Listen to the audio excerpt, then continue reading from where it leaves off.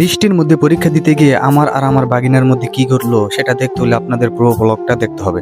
তো আসসালামু আলাইকুম গাইস। তো সকাল সকাল ঘুম থেকে উঠে গেলাম। তো ঘুম থেকে উঠেই দেখি যে বাইরে অনেক বৃষ্টি, আর বৃষ্টির মধ্যে আজকে আমার শেষ পরীক্ষা, মানে প্রি টেস্ট পরীক্ষা কলেজে। তো সেজন্য আমি ফ্রেশ হয়ে দ্রুত রেডি হয়ে নিচ্ছিলাম, কারণ একটু পরেই আমার কলেজের সময় হয়ে যাবে আর কি। তারপর রেডি হয়ে নিলাম। রেডি হওয়ার পর তারপর একটা ছাতা নিয়ে আমি আর আমার বাগিনা বাজারের উদ্দেশ্যে রওনা দিই, কারণ বাগিনা আমাকে বাজারে দিয়ে ছাতা নিয়ে চলে আসবে। তো একটু পরেই দেখি যে জোরে বৃষ্টি শুরু হলো। তারপর আমি আর আমার বাগিনা জোরে দৌড়াতে শুরু করলাম, কারণ আমার কাপড় ভিজে যাচ্ছিল। যেহেতু আমার পরীক্ষা দিতে হবে, তাই কাপড় ভিজালে চলবে না। তারপর কিছুক্ষণের মধ্যে আমি বাজারে চলে আসি, আর বাজারে এসে গাড়িও পেয়ে যাই আলহামদুলিল্লাহ।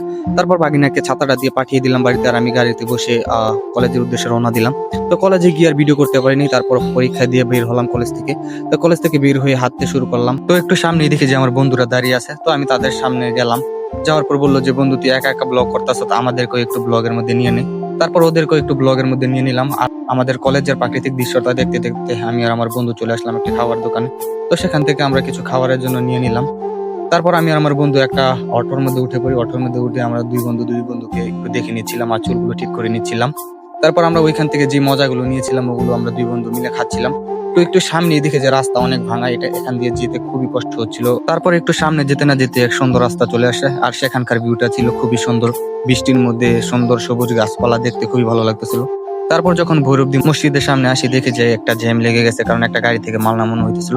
তারপর আমি ওয়াশারের সামনে এসে নেমে যাই আর হাঁটতে শুরু করি বাড়ির দিকে। তারপর দেখি যে একটা কাকা বড়শি দিয়ে মাছ ধরতেছে। আসলে এটাই গ্রামের সৌন্দর্য।